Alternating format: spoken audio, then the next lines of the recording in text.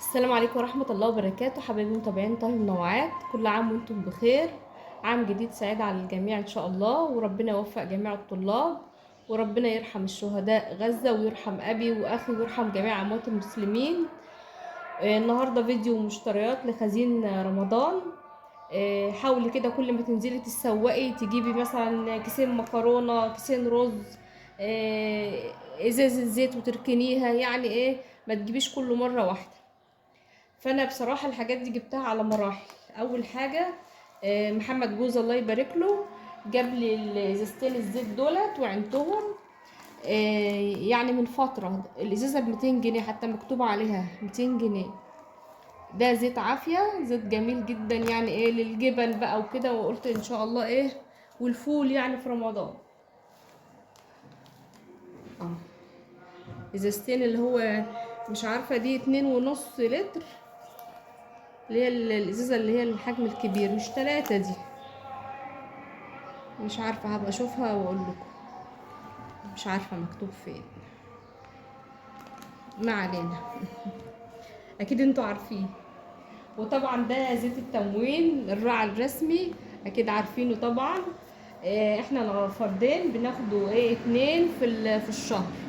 فانا كنت برضو عاينه دولت من فتره. قلت برضو لرمضان باذن الله تعالى.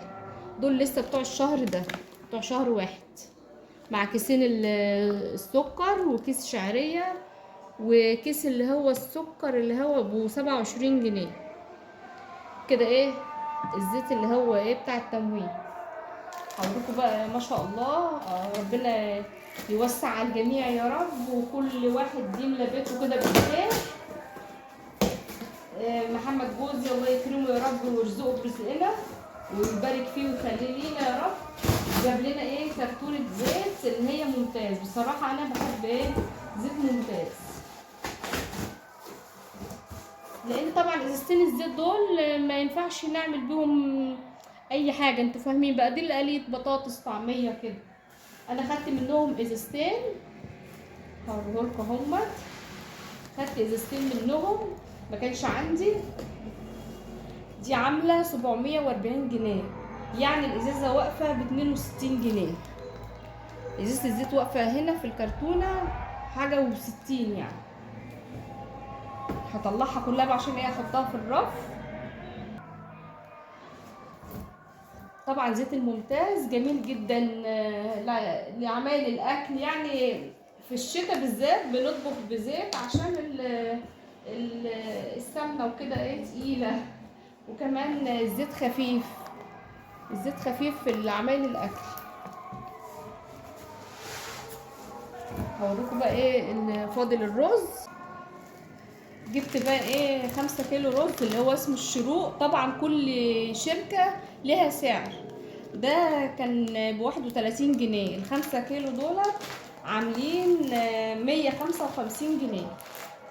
ده طبعا للاستعمال، لان انا ما عنديش يعني رز لغاية رمضان يعني. فانا جبت دول للاستعمال بتاعنا.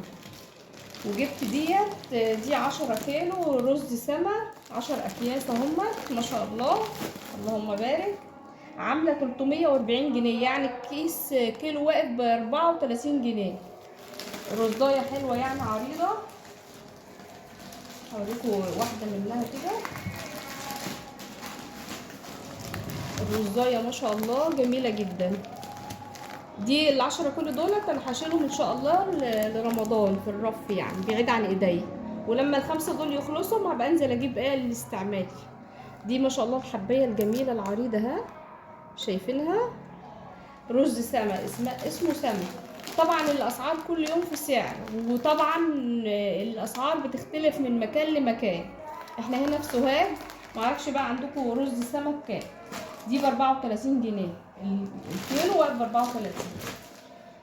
وجبت بقى ربع كاكاو اسباني ب60 جنيه. ده كاكاو اسباني. وربع سمسم ب35 جنيه، الكيلو ب140 جنيه. وباكو شاي مش فاكرة 45 أو 50 برضو. ده هشيله لأن أنا عندي بره، عندي في البرطمان. وجبت كيلو مكرونة اللي هي الصغيرة دي ب20 جنيه، والترمس ب40 جنيه. جبت كيلو برضو قلت اشيله ان شاء الله للعيد ان شاء الله لو لينا عمر. وجبت فول مدشوش ب30 جنيه. الفول المدشوش بقى ب35. الفولة دي بقت ب35 بتاعت الطعمية والبصارة. وجبت برضو كيلو سباكيتي اهوت ب20. انا هكمل بقى على العلب اللي عندي دي مكرونة سباكيتي. يعني هما كانوا شوية كده في العلبة، ما يعملوش يعني كده. هحط بقى الكيلو اللي انا جبته ده عليها كده.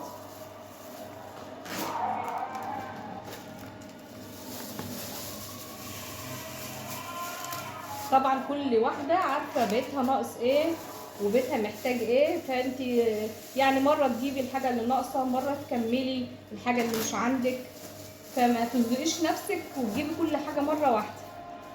يعني انا ما كانش عندي سباكيتي ولا حاجات بسيطة، فجبت كيلو يعني يخلص بقى ان شاء الله نجيبه غيره.